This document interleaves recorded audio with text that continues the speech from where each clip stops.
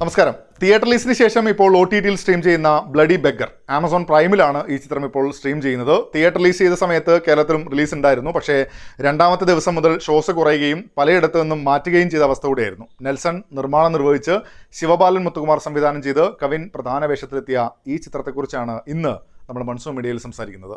പേര് സൂചിപ്പിക്കുന്ന പോലെ ഒരു ബെഗറിന്റെ കഥയാണ് ചിത്രം പറയുന്നത്. കാലുവയ്യ കൈവയ്യ എന്നൊക്കെ പറഞ്ഞ് ആൾക്കാരെ പറ്റിച്ച് ഭിക്ഷയാചിച്ച് ജീവിതം മുന്നോട്ട് കൊണ്ടുപോകുന്നു. കൂടെ ഒരു ചെറുക്കനും എപ്പോഴും ഉണ്ട്.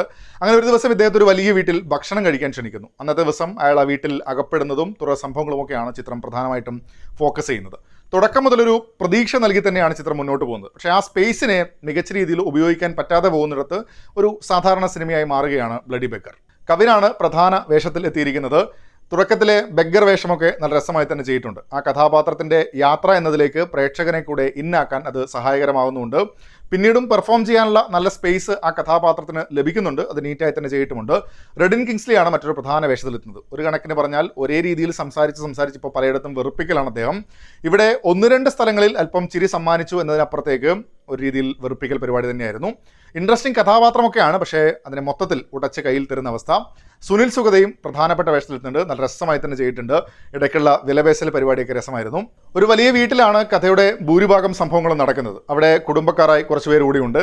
അവരുടെയൊക്കെ കഥാപാത്ര രൂപീകരണം എന്ന നിലയിൽ ചില വ്യത്യസ്തകൾ കൊണ്ടുവരുന്നുണ്ട് എങ്കിലും അതിനെ കുറച്ച് ശതമാനം മാത്രമേ നമുക്ക് സ്ക്രീനിൽ ലഭിക്കുന്നുള്ളൂ. പ്രകടനം നോക്കിയാലും മിക്കവരുടെയും കേസിൽ ഓവറാക്കി ചളമാക്കിയെന്ന അവസ്ഥ കൂടിയാണ്.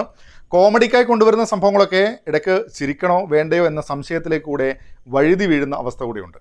ചിത്രത്തിൻ്റെ പശ്ചാത്തലം, അതിലൂടെ പറയാൻ ശ്രമിക്കുന്ന കാര്യങ്ങൾ എന്നതിൽ രസമുള്ള കുറച്ച് പരിപാടികളൊക്കെ ഉണ്ട്. ആയതിനാൽ പൂർണ്ണമായും നിരാശപ്പെടുത്തിയ ഒരു സിനിമയാണ് എന്ന അഭിപ്രായം എനിക്കില്ല. കുറച്ച് സ്ഥലങ്ങളിൽ ചെറിയ ചിരികളൊക്കെ സമ്മാനിക്കുന്നുണ്ട്.